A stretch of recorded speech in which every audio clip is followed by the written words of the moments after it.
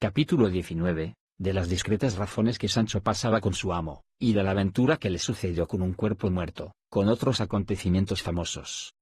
Paréceme, señor mío, que todas estas desventuras que estos días nos han sucedido, sin duda alguna han sido pena del pecado cometido por vuestra merced contra la orden de su caballería, no habiendo cumplido el juramento que hizo de no comer pan a manteles ni con la reina Folgar, con todo aquello que a esto se sigue y vuestra merced juró de cumplir, hasta quitar aquel almete de Melandrino, o como se llame el moro, que no me acuerdo bien. Tienes mucha razón, Sancho, dijo Don Quijote. Mas, para decirte verdad, ello se me había pasado de la memoria. Y también puedes tener por cierto que por la culpa de no habérmelo tú acordado en tiempo te sucedió aquello de la manta. Pero yo haré la enmienda, ¿qué modos hay de composición en la orden de la caballería para todo? Pues, ¿juré yo algo, por dicha? Respondió Sancho. No importa que no hayas jurado, dijo Don Quijote, basta que yo entiendo que de participantes no estás muy seguro, y, por sí o por no, no será malo proveernos de remedio. Pues si ello es así, dijo Sancho, mire vuestra merced no se le torne a olvidar esto, como lo del juramento. Quizá les volverá la gana a las fantasmas de solazarse otra vez conmigo, y aun con vuestra merced si le ven tan pertinaz. En estas y otras pláticas les tomó la noche en mitad del camino, sin tener ni descubrir dónde aquella noche se recogiesen. Y lo que no había de bueno en ello era que perecían de hambre. Que, con la falta de las alforjas, les faltó toda la despensa y matalotaje. Y, para acabar de confirmar esta desgracia, les sucedió una aventura que, sin artificio alguno, verdaderamente lo parecía. Y fue que la noche cerró con alguna oscuridad. Pero, con todo esto, caminaban, creyendo Sancho que, pues aquel camino era real, a 1 o 2 leguas, de buena razón, hallarían él alguna venta. Yendo, pues, de esta manera, la noche oscura, el escudero hambriento y el amo con gana de comer, vieron que por el mismo camino que iban venían hacia ellos gran multitud de lumbres, que no parecían sino estrellas que se movían. Pasmóse Sancho en viéndolas, y Don Quijote no las tuvo todas consigo. Tiró el uno del cabestro a su asno, y el otro de las riendas a su rocino, y estuvieron quedos, mirando atentamente lo que podía ser aquello, y vieron que las lumbres se iban acercando a ellos, y mientras más se llegaban, mayores parecían. A cuya vista Sancho comenzó a temblar como un afogado, y los cabellos de la cabeza se le erizaron a Don Quijote. El cual, animándose un poco, dijo: Esta, sin duda, Sancho, debe de ser grandísima y peligrosísima aventura, donde será necesario que yo muestre todo mi valor y esfuerzo.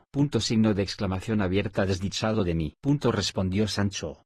Si acaso esta aventura fuese de fantasmas, como me le va pareciendo, ¿a dónde habrá costillas que la sufran? Por más fantasmas que sean, dijo Don Quijote, no consentiré yo que te toquen el pelo de la ropa. Que si la otra vez se burlaron contigo, fue porque no pude yo saltar las paredes del corral, pero ahora estamos en campo raso, donde podré yo como quisiera esgrimir mi espada. Y si le encantan y entomecen, como la otra vez lo hicieron, dijo Sancho, ¿qué aprovechará estar en campo abierto o no? Con todo eso, replicó Don Quijote, te ruego, Sancho, que tengas buen ánimo, que la experiencia te dará a entender el que yo tengo. Sí tendré, si a Dios place, respondió Sancho, y, apartándose los dos a un lado del camino, tornaron a mirar atentamente lo que aquello de aquellas lumbres que caminaban podía ser. Y de ahí a muy poco descubrieron muchos encamisados, cuya temerosa visión de todo punto remató el ánimo de Sancho Panza, el cual comenzó a dar diente con diente, como quien tiene frío de cuartana. Y creció más el batir y dentear cuando distintamente vieron lo que era, porque descubrieron hasta 20 encamisados, todos a caballo, con sus hachas encendidas en las manos, detrás de los cuales venía una litera cubierta de luto, a la cual seguían otros 6 de a caballo, enlutados hasta los pies de las mulas. Que bien vieron que no eran caballos en el sosiego con que caminaban. Iban los encamisados murmurando entre sí, con una voz baja y compasiva. Esta extraña visión, a tales horas y en tal despoblado, bien bastaba para poner miedo en el corazón de Sancho, y aun en el de su amo. Y así fuera en cuanto a Don Quijote, que ya Sancho había dado al través con todo su esfuerzo. Lo contrario le avino a su amo, al cual en aquel punto se le representó en su imaginación al vivo que aquella era una de las aventuras de sus libros. Figurósele que la litera eran andas donde debía de ir algún mal ferido o muerto caballero, cuya venganza él solo estaba reservada. Y, sin hacer otro discurso, enristró su lanzón, púsose bien en la silla, y con gentil brío y continente se puso en la mitad del camino por donde los encamisados forzosamente habían de pasar, y cuando los vio cerca alzó la voz y dijo: Detendeos, caballeros, o quien quiera que seáis, y dadme cuenta de quién sois, de dónde venís, a dónde vais, qué es lo que en aquellas andas lleváis. Que, según las muestras, o vosotros habéis fecho, o os han fecho, algún desaguisado, y conviene y es menester que yo lo sepa, o bien para castigaros del mal que fecistes, o bien para vengaros del tuerto que vos ficieron. Vamos depriesa, respondió uno de los encamisados. Y está la venta lejos, y no nos podemos detener a dar tanta cuenta como pedís. Y, picando la mula, pasó adelante. Sintióse de esta respuesta grandemente Don Quijote, y, trabando del freno, dijo: deteneos y sed más bien criado, y dadme cuenta de lo que os he preguntado. Si no, conmigo sois todos en batalla. Era la mula asombradiza, y al tomarla del freno se espantó de manera que, alzándose en los pies, dio con su dueño por las ancas en el suelo. Un mozo que iba a pie, viendo caer al encamisado, comenzó a denostar a Don Quijote, el cual, ya encolerizado, sin esperar más, enristrando su lanzón, arremetió a uno de los enlutados, y, mal ferido, dio con él en tierra. Y, revolviéndose por los demás, era cosa de ver con la presteza que los acometía y desbarataba, que no parecía sino que en aquel instante le habían nacido alas a Rocinante, según andaba de ligero y orgulloso. Todos los encamisados eran gente medrosa y sin armas, y así, con facilidad, en un momento dejaron la refriega y comenzaron a correr por aquel campo con las hachas encendidas, que no parecían sino a los de las máscaras que en noche de regocijo y fiesta corren. Los enlutados, asimismo, revueltos y envueltos en sus faldamentos y logas, no se podían mover. Así que, muy a su salvo, Don Quijote los apaleó a todos y les hizo dejar el sitio mal de su grado, porque todos pensaron que aquel no era hombre, sino diablo del infierno que les salía a quitar el cuerpo muerto que en la litera llevaban. Todo lo miraba Sancho, admirado del ardimiento de su señor, y decía entre sí: sin duda este mi amo es tan valiente y esforzado como él dice. Estaba una hacha ardiendo en el suelo, junto al primero que derribó la mula, a cuya luz le pudo ver Don Quijote. Y, llegándose a él, le puso la punta del lanzón en el rostro, diciéndole que se rindiese. Si no, que le mataría. A lo cual respondió el caído: harto rendido estoy, pues no me puedo mover, que tengo una pierna quebrada. Suplico a vuestra merced, si es caballero cristiano, que no me mate, que cometerá un gran sacrilegio, que soy licenciado y tengo las primeras órdenes. Pues, ¿quién diablos os ha traído aquí?, dijo Don Quijote, siendo hombre de iglesia. Signo de interrogación abierta. ¿Quién, señor? Replicó el caído: mi desventura. Pues otra mayor os amenaza, dijo Don Quijote, si no me satisfacéis a todo cuanto primero os pregunté. Con facilidad será vuestra merced satisfecho, respondió el licenciado. Y así, sabrá vuestra merced que, aunque denantes dije que yo era licenciado, no soy sino bachiller, y llámome Alonso López. Soy natural de Alcobendas. Vengo de la ciudad de Baeza con otros 11 sacerdotes, que son los que huyeron con las hachas. Vamos a la ciudad de Segovia acompañando un cuerpo muerto, que va en aquella litera, que es de un caballero que murió en Baeza, donde fue depositado. Y ahora, como digo, llevábamos sus huesos a su sepultura, que está en Segovia, de donde es natural. Signo de interrogación abierta. ¿Y quién le mató? Preguntó Don Quijote. Dios, por medio de unas calenturas pestilentes que le dieron, respondió el bachiller. De esa suerte, dijo Don Quijote, quitadome a nuestro señor del trabajo que había de tomar en vengar su muerte si otro alguno le hubiera muerto. Pero, habiéndole muerto quien le mató, no hay sino callar y encoger los hombros, porque lo mismo hiciera si a mí mismo me matara. Y quiero que sepa vuestra reverencia que yo soy un caballero de la Mancha, llamado Don Quijote, y es mi oficio y ejercicio andar por el mundo enderezando tuertos y desfaciendo agravios. No sé cómo pueda ser eso de enderezar tuertos, dijo el bachiller, pues a mí de derecho me habéis vuelto tuerto, dejándome una pierna quebrada, la cual no se verá derecha en todos los días de su vida. Y el agravio que en mí habéis deshecho ha sido dejarme agraviado de manera que me quedaré agraviado para siempre.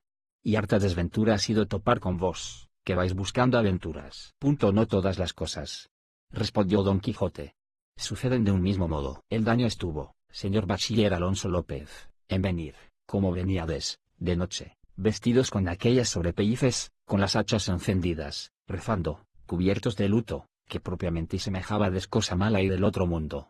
Y así, yo no pude dejar de cumplir con mi obligación acometiéndoos, y os acometiera aunque verdaderamente supiera que erais los mismos satanases del infierno, que por tales os juzgué y tuve siempre.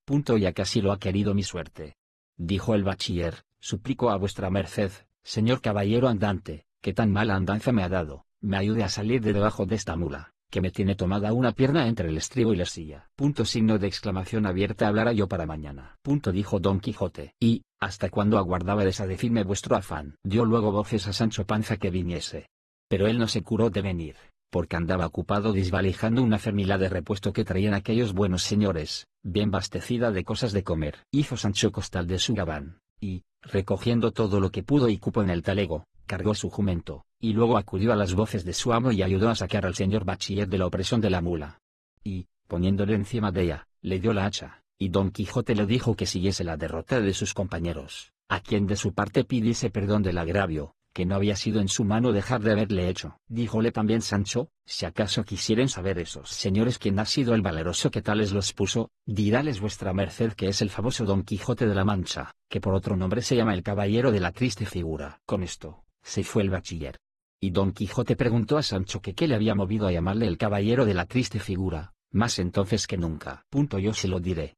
Respondió Sancho, porque le he estado mirando un rato a la luz de aquella hacha que lleva aquel malandante, y verdaderamente tiene vuestra merced la más mala figura, de poco acá, que jamás he visto. Y débelo de haber causado, o ya el cansancio de este combate, o ya la falta de las muelas y dientes. No es eso. Respondió Don Quijote, sino que el sabio, a cuyo cargo debe de estar el escribir la historia de mis hazañas, le habrá parecido que será bien que yo tome algún nombre apelativo, como lo tomaban todos los caballeros pasados, cuál se llamaba el de la ardiente espada, cuál, el del unicornio, aquel, de las doncellas, aqueste, el del ave fénix, el otro, el caballero del grifo, estotro, el de la muerte. Y por estos nombres insignios serán conocidos por toda la redondez de la tierra. Y así, digo que el sabio ya dicho te habrá puesto en la lengua y en el pensamiento ahora que me llamases el caballero de la triste figura, como pienso llamarme desde hoy en adelante. Y, para que mejor me cuadre tal nombre, determino de hacer pintar, cuando haya lugar, en mi escudo una muy triste figura. No hay para qué gastar tiempo y dinero sin hacer esa figura. Dijo Sancho, sino lo que se ha de hacer es que vuestra merced descubra la suya y dé rostro a los que le miraren. Que, sin más ni más, y sin otra imagen ni escudo, le llamarán el de la triste figura.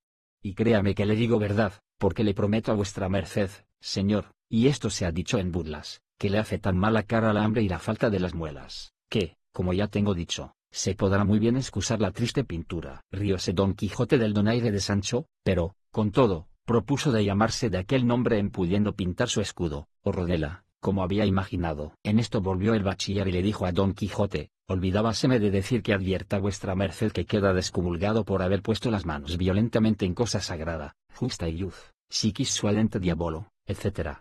No entiendo ese latín.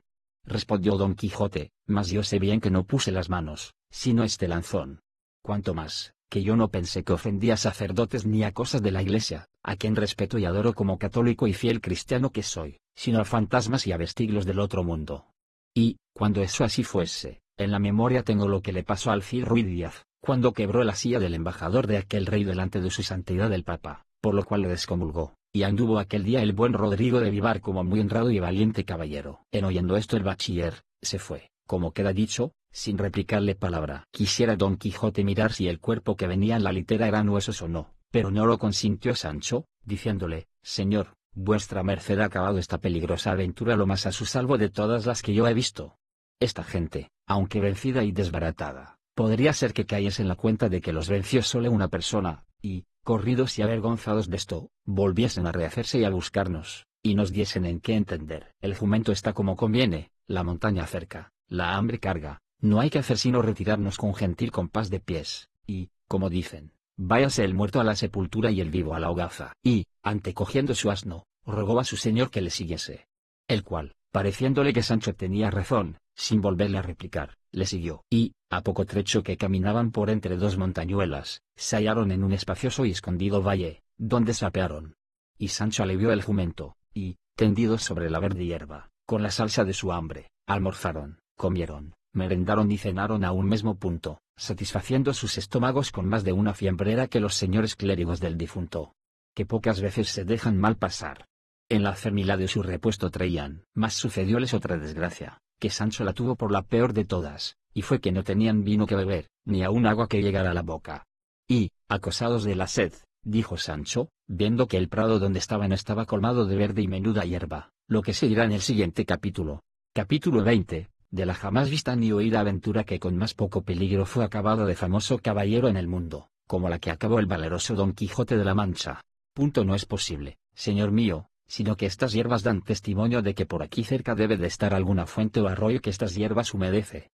Y así, será bien que vamos un poco más adelante, que ya toparemos donde podamos mitigar esta terrible sed que nos fatiga, que, sin duda, causa mayor pena que la hambre. Parecióle bien el consejo a Don Quijote, y, tomando de la rienda a Rocinante, y Sancho del cabestro a su asno, después de haber puesto sobre él los relieves que de la cena quedaron, comenzaron a caminar por el prado arriba a tiento, porque la oscuridad de la noche no les dejaba ver cosa alguna.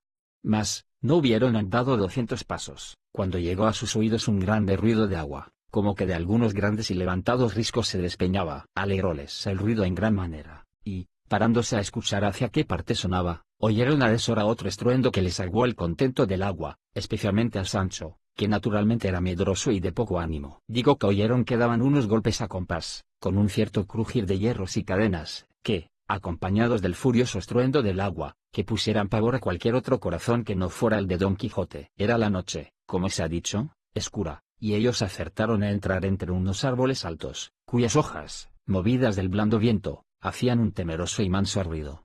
De manera que la soledad, el sitio, la oscuridad, el ruido del agua con el susurro de las hojas, todo causaba horror y espanto, y más cuando vieron que ni los golpes cesaban, ni el viento dormía, ni la mañana llegaba, añadiéndose a todo esto el ignorar el lugar donde se hallaban. Pero Don Quijote, acompañado de su intrépido corazón, saltó sobre Rocinante, y, embrazando su rodela, terció su lanzón y dijo: Sancho amigo, has de saber que yo nací, por querer del cielo, en esta nuestra edad de hierro, para resucitar en ella la de oro, o la dorada, como suele llamarse. Yo soy aquel para quien están guardados los peligros, las grandes hazañas, los valerosos hechos. Yo soy, digo otra vez, quien ha de resucitar los de la tabla redonda, los 12 de Francia y los 9 de la fama, y el que ha de poner en olvido los platires, los tablantes, olivantes y tirantes, los febos y belianises, con toda la caterva de los famosos caballeros andantes del pasado tiempo, haciendo en este en que me hallo tales grandezas, extrañezas y fechos de armas, que escurezcan las más claras que ellos ficieron. Bien notas, escudero fiel y legal,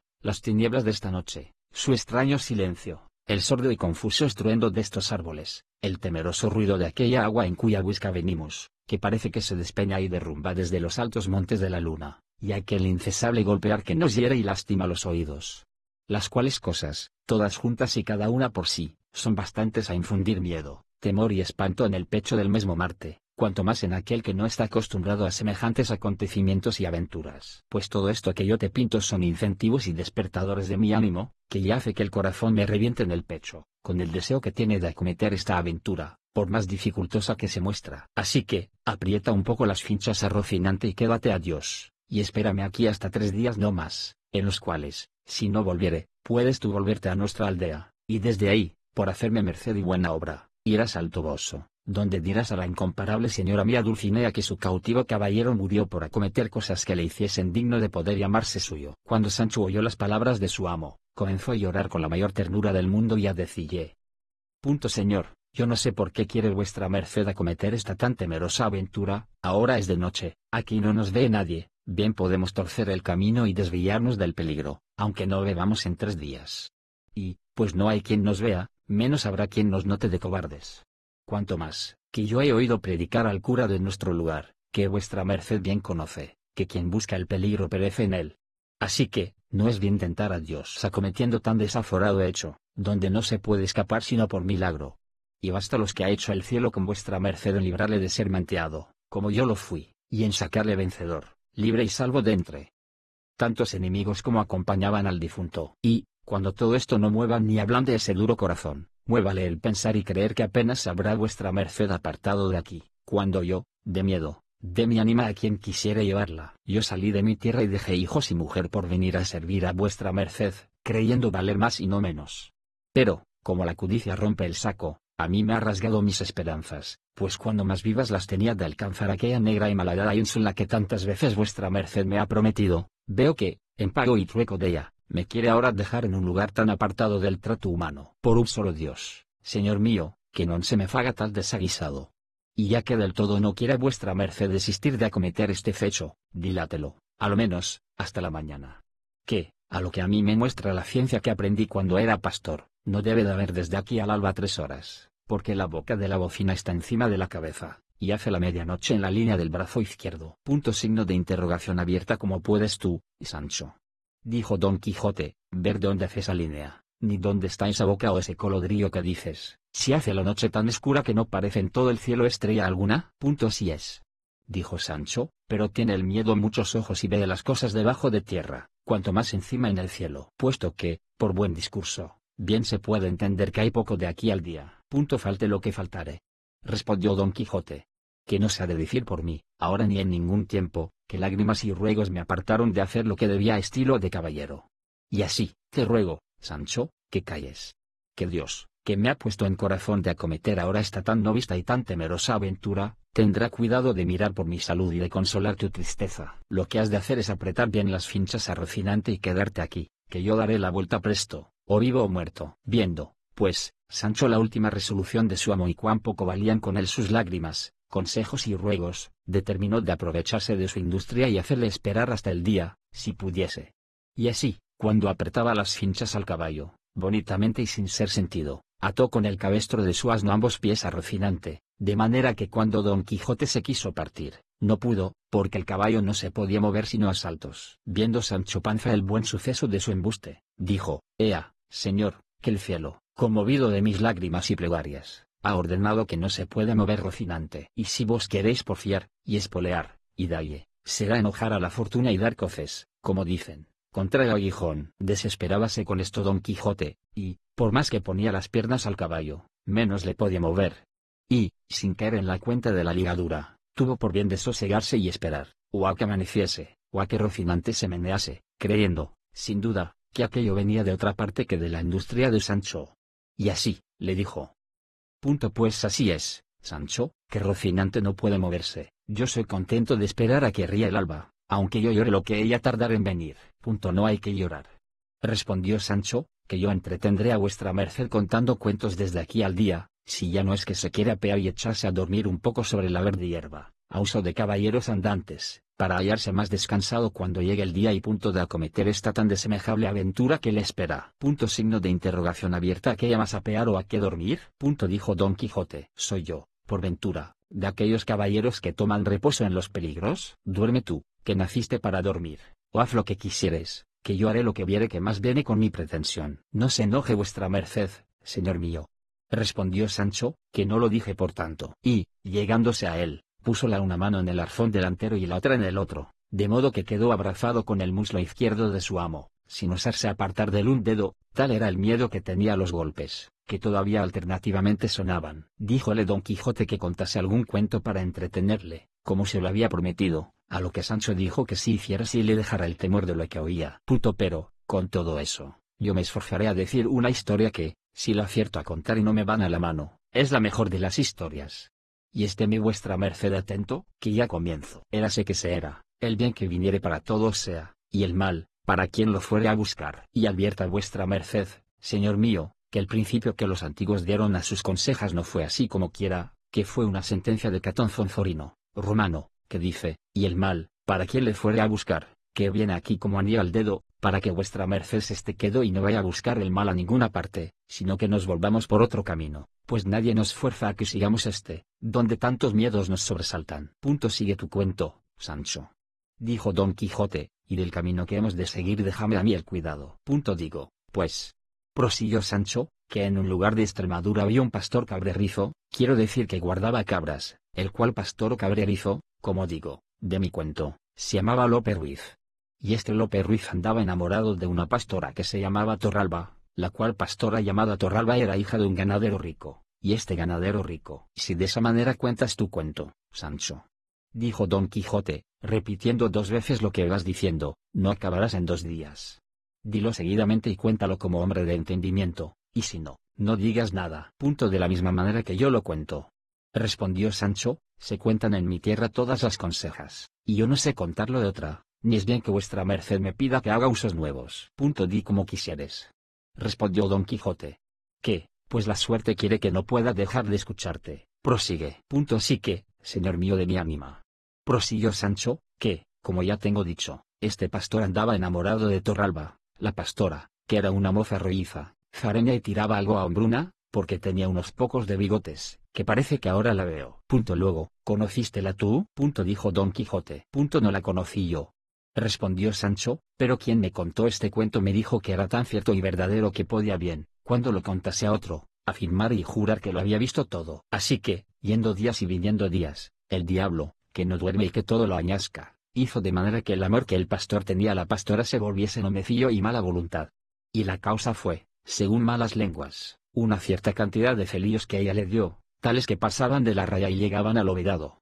Y fue tanto lo que el pastor la aborreció de ahí adelante que, por no verla, se quiso ausentar de aquella tierra e irse donde sus ojos no la viesen jamás. La Torralba, que se vio desdeñada del Lope, luego le quiso bien, más que nunca la había querido. Esa es natural condición de mujeres. Dijo Don Quijote, desdeñar a quien las quiere y amar a quien las aborrece. Pasa adelante, Sancho.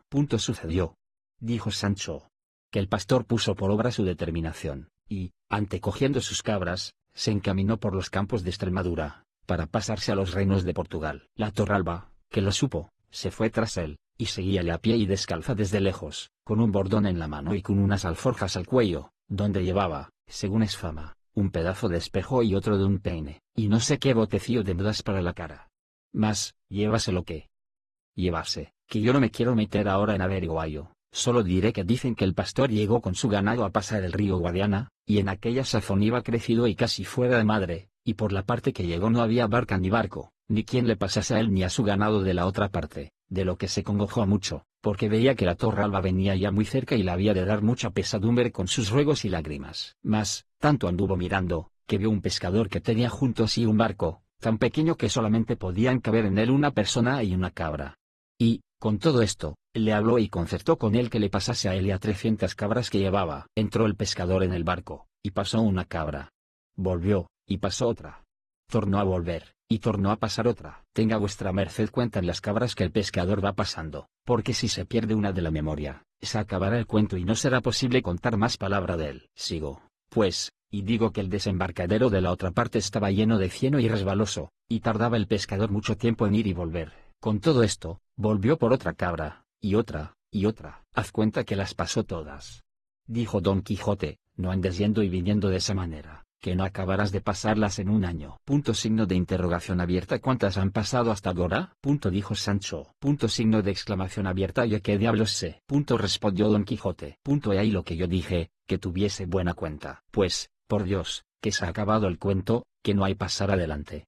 Signo de interrogación abierta. ¿Cómo puede ser eso? Respondió Don Quijote. Tan de esencia de la historia es saber las cabras que han pasado, por extenso, que si se yerra una del número no puedes seguir adelante con la historia. No señor, en ninguna manera. Respondió Sancho. Porque, así como yo pregunté a vuestra merced que me dijese cuántas cabras habían pasado y me respondió que no sabía, en aquel mismo instante se me fue a mí de la memoria cuánto me quedaba por decir, y a fe que era de mucha virtud y contento. Signo de interrogación abierta. De modo, dijo Don Quijote, que ya la historia es acabada. Tan acabada es como mi madre. Dijo Sancho. Dígote de verdad. Respondió Don Quijote, que tú has contado una de las más nuevas consejas, cuento o historia, que nadie pudo pensar en el mundo. Y que tal modo de contarla ni dejarla, jamás se podrá ver ni habrá visto en toda la vida, aunque no esperaba yo otra cosa de tu buen discurso. Mas no me maravillo, pues quizá estos golpes, que no cesan, te deben de tener turbado el entendimiento. Todo puede ser. Respondió Sancho, mas yo sé que en lo de mi cuento no hay más que decir, que ahí se acaba do comienza el hierro de la cuenta del pasaje de las cabras. Acabe enhorabuena donde quisiere. Dijo Don Quijote, y veamos si se puede mover Rocinante. Tornóle a poner las piernas, y él tornó a dar saltos y a estarse quedó, tanto estaba de bien atado. En esto, parece ser, o que el frío de la mañana, que ya venía, o que Sancho hubiese cenado algunas cosas lenitivas, o que fuese cosa natural. ¿Qué es lo que más se debe creer? A él le vino en voluntad y deseo de hacer lo que otro no pudiera hacer por él. Mas era tanto el miedo que había entrado en su corazón, que no osaba apartarse un negro de uña de su amo. Pues pensar en no hacer lo que tenía gana, tampoco era posible. Y así, lo que hizo, por bien de paz, fue soltar la mano derecha, que tenía asida al arzón trasero, con la cual, bonitamente y sin rumor alguno, se soltó la lazada corrediza con que los calzones se sostenían, sin ayuda de otra alguna, y, en quitándosela, dieron luego abajo y se le quedaron como grillos. Tras esto, alzó la camisa lo mejor que pudo y echó al aire entre ambas posaderas, que no eran muy pequeñas. Hecho esto, que él pensó que era lo más que tenía que hacer para salir de aquel terrible aprieto y angustia, le sobrevino otra mayor, que fue que le pareció que no podía mudarse sin hacer estrépito y ruido, y comenzó a apretar los dientes y a encoger los hombros, recogiendo en sí el aliento todo cuanto podía. Pero, con todas estas diligencias, fue tan desdichado que, al cabo, vino a hacer un poco de ruido, bien diferente de aquel que a él le ponía tanto miedo. Oyólo Don Quijote y dijo: ¿Qué rumor es ese, Sancho? No sé, señor, respondió él. Alguna cosa nueva debe de ser, que las aventuras y desventuras nunca comienzan por poco. Tornó otra vez a probar ventura, y sucedióle también que, sin más ruido ni alboroto que el pasado, se halló libre de la carga que tanta pesadumbre le había dado. Mas, como Don Quijote tenía el sentido del olfato tan vivo como el de los oídos, y Sancho estaba tan junto y cosido con él que casi por línea recta subían los vapores hacia arriba, no se pudo excusar de que algunos no llegasen a sus narices. Y, apenas hubieron llegado, cuando él fue al socorro, apretándolas entre los dos dedos. Y, con tono algo gangoso, dijo: Paréceme, Sancho, que tienes mucho miedo. Sí tengo, respondió Sancho. Mas, ¿en qué lo echa de ver vuestra merced ahora más que nunca? En que ahora más que nunca hueles, y no a ámbar, respondió Don Quijote.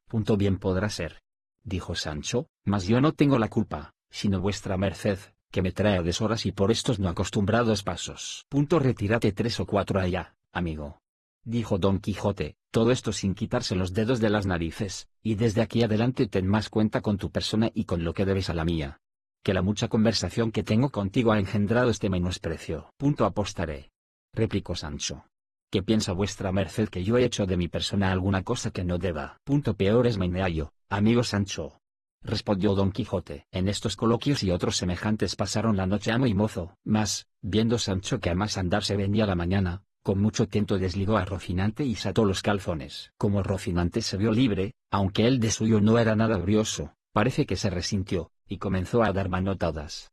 Porque corbetas, con perdón suyo, no las sabía hacer. Viendo, pues, Don Quijote que ya Rocinante se movía, lo tuvo a buena señal, y creyó que lo era de que acometiese aquella temerosa aventura. Acabó en esto de descubrirse el alba y de parecer distintamente las cosas, y vio Don Quijote que estaba entre unos árboles altos, que ellos eran castaños, que hacen la sombra muy oscura. Sintió también que el golpear no cesaba, pero no vio quién lo podía causar.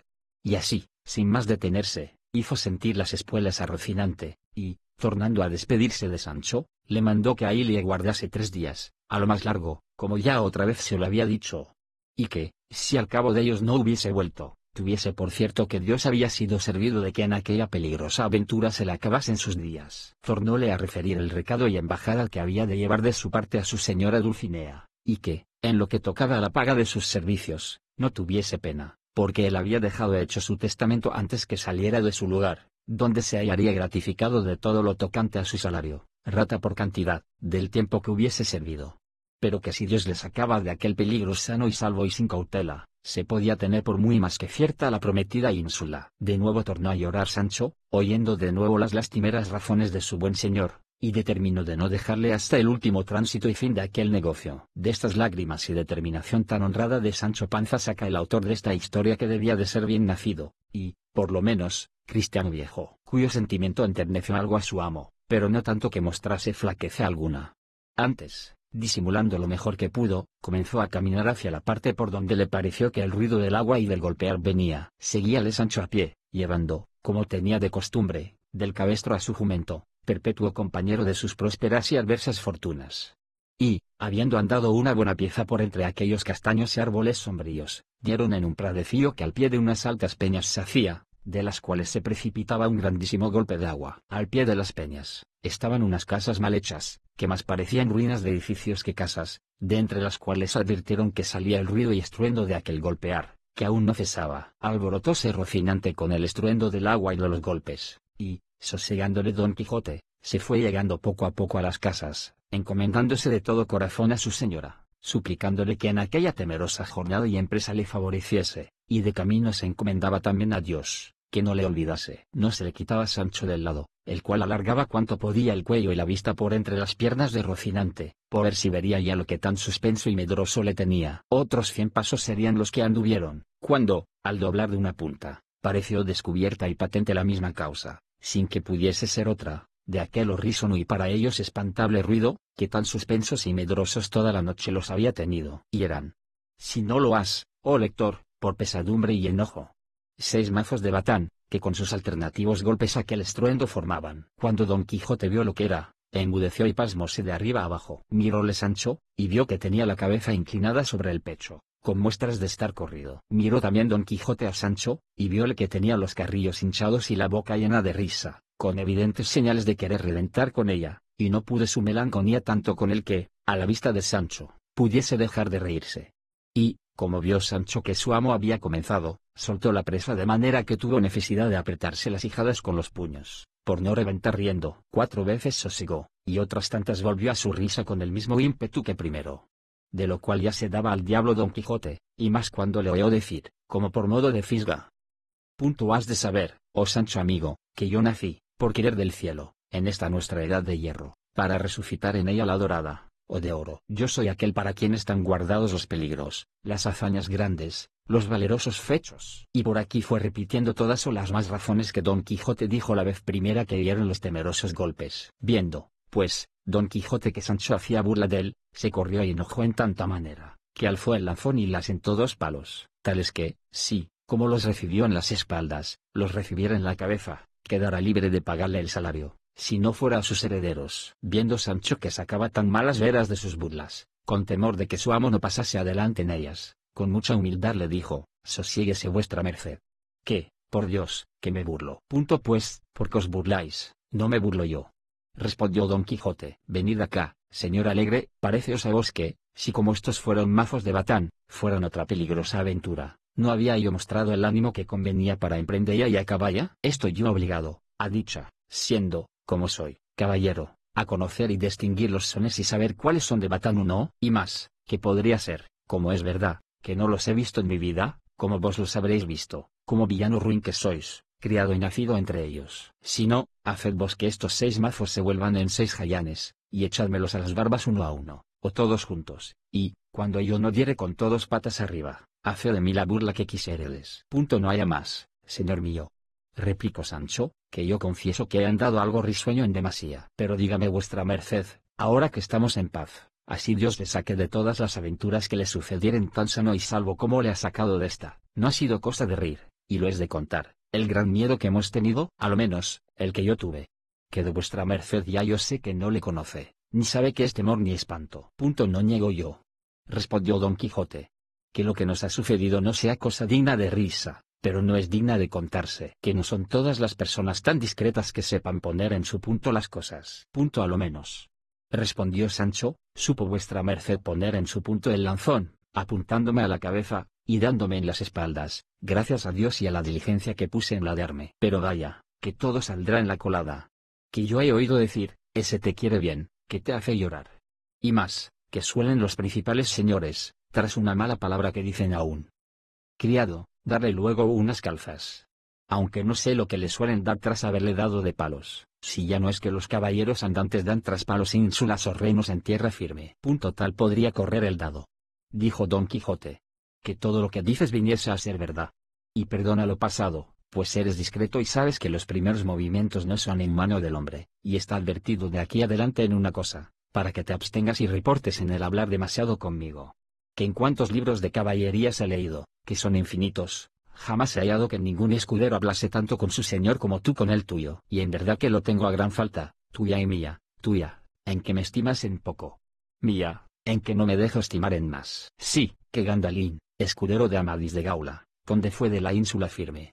Y se lee del que siempre hablaba a su señor con la gorra en la mano, inclinado a la cabeza y doblado el cuerpo moreturquesco. Pues, ¿qué diremos de Gasabal, escudero de Don Galaor, que fue tan callado que, para declararnos la excelencia de su maravilloso silencio, solo una vez se nombra su nombre en toda aquella tan grande como verdadera historia? De todo lo que he dicho has de inferir, Sancho, que es menester hacer diferencia de amo a mozo, de señor a criado y de caballero a escudero. Así que, desde hoy en adelante, nos hemos de tratar con más respeto, sin darnos cordelejo, porque, de cualquier manera que yo me enoje con vos, ha de ser mal para el cántaro. Las mercedes y beneficios que yo os he prometido llegarán a su tiempo. Y si no llegaren, el salario, a lo menos, no se ha de perder, como ya os he dicho. Está bien cuanto vuestra merced dice, dijo Sancho, pero querría yo saber, por si acaso no llegase el tiempo de las mercedes y fuese necesario acudir al de los salarios, cuánto ganaba un escudero de un caballero andante en aquellos tiempos, y si se concertaban por meses, o por días, como peones de albañir. No creo yo, respondió Don Quijote, que jamás los tales escuderos estuvieron a salario, sino a merced. Y si yo ahora te le he señalado a ti en el testamento cerrado que dejé en mi casa, fue por lo que podía suceder. Que aún no sé cómo prueba en estos tan calamitosos tiempos nuestros la caballería, y no querría que por pocas cosas penase mi ánima en el otro mundo. Porque quiero que sepas, Sancho, que en él no hay estado más peligroso que el de los aventureros. Si es verdad, dijo Sancho, pues solo el ruido de los mazos de un batán pudo alborotar y desasosegar el corazón de un tan valeroso andante. Aventurero como es vuestra merced. Mas, bien puede estar seguro que, de aquí adelante, no despliegue mis labios para hacer donaire de las cosas de vuestra merced, si no fuere para honrarle, como a mi amo y señor natural. De esa manera, replicó Don Quijote, vivirás sobre la haz de la tierra. Porque, después de a los padres, a los amos se ha de respetar como si lo fuesen.